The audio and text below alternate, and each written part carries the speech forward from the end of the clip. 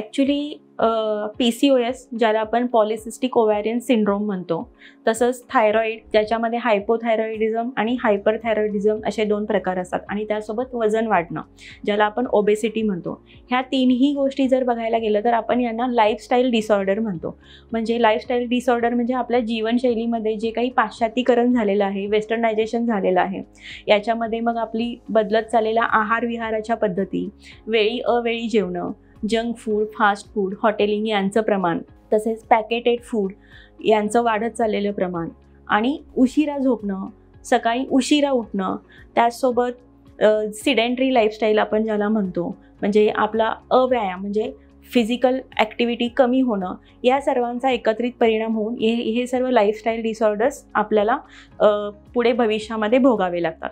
याच्यामध्ये commonly स्त्रियांच्यामध्ये PCOD किंवा PCOS याचं आजकाल वाढत चाललेलं प्रमाण आहे आणि याच्यामुळे काय होतं तर एकतर ओव्ह्युलेशन याच्यावरती डायरेक्ट इफेक्ट होतो. म्हणजे जे अंड मॅच्युअर व्हायला पाहिजे, वेळी ते रप्चर व्हायला पाहिजे, ज्याला आपण ओव्ह्युलेशन म्हणतो, हे हॅम्पर्ड होतं. त्याचसोबत PCOD किंवा PCOSमध्ये एक प्रामुख्याने लक्षण दिसतं ते म्हणजे इरेग्युलर मेन्स्ट्रुअल सायकल आणि म्हणजे याच्यामध्ये मासिक पाळी जी असते ती अनियमित होते. याच्यामुळे आपल्याला तिचं ओव्ह्युलेशन वेळेत होतंय की नाही किंवा ओव्ह्युलेशन कधी होतंय याचा आपल्याला अंदाज लागत नाही आणि याच्यामुळे काय होतं तर एकतर प्रेग्नन्सी नॅचरली कन्सीव्ह व्हायला वेळ जातो. प्रेग्नन्सी जरी राहिली आणि त्यामुळे काय होतं तर जे स्त्रीबीज आहे याची क्वालिटी हॅम्पर झालेली असल्यामुळे मिसकॅरेजेसचं प्रमाण वाढतं किंवा प्रेग्नन्सीमध्ये इन्सुलिन रेझिस्टन्स होऊन जेस्टेशनल डायबेटीसचं प्रमाण वाढू शकतं आणि याच्यामुळे जी प्रेग्नन्सीचं आउटकम आहे ते हॅम्पर्ड होतं. तर याच्यामध्ये आयुर्वेदामध्ये बीजसंस्कार जो प्रोग्राम सांगितलेला आहे याच्यामध्ये आपण जे त्या स्त्री बीजाची क्वालिटी उत्तम करू शकतो. आयुर्वेदामध्ये जे काही पंचकर्म सांगितलेले आहेत, वमन, विरेचन, बस्ती, उत्तर बस्ती यासारख्या उपचारांनी तिची नैसर्गिक जी मासिक पाळी आहे ती नियमित होण्यामध्ये आणि तिच्या स्त्री बीजांची क्वालिटी उत्तम राखण्यासाठी आपल्याला मदत होते.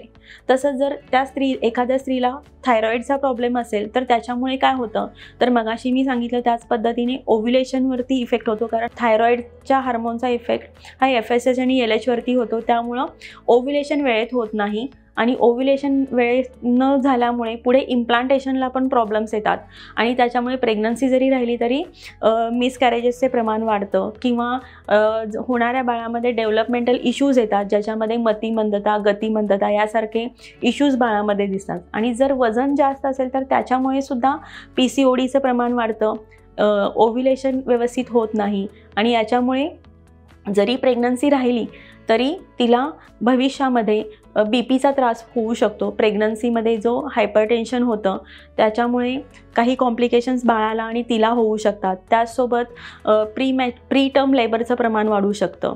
या सर्व जे काही कॉम्प्लिकेशन्स आहेत प्रेग्नन्सीमध्ये तेही होऊ शकतात आणि नॅचरली कन्सीव्ह व्हायलासुद्धा खूप वेळ जातो आणि याच्यामध्ये आयुर्वेदामध्ये मग आम्हाला त्यांच्यामध्ये लाईफस्टाईल त्यांची सुधारण्यासाठी त्यांना आपल्याला गाईड करावं लागतं. त्याचसोबत त्यांची हेल्दी लाईफस्टाईल सेट करावी लागते. त्याच्यामध्ये त्यांच्या आहार, विहार आणि व्यायाम याच्यावरती भर द्यावा लागतो आणि त्याच्यासोबत त्यांना मेंटल रिलॅक्सेशनसाठी, कारण या सर्व गोष्टींमुळे त्यांचा आपोआप स्ट्रेस वाढतो आणि त्याच्यामुळे सुद्धा त्यांना कन्सीव्ह व्हायला प्रॉब्लेम येतो. तर एकंदरीत आपल्याला त्यांच्या शारीरिक, मानसिक या सर्व स्तरांवरती काम करावं लागतं आणि त्याच्यासाठी पंचकर्माद्वारे आपण याच्यामधला समतोल खूप छान पद्धतीने राखू शकतो.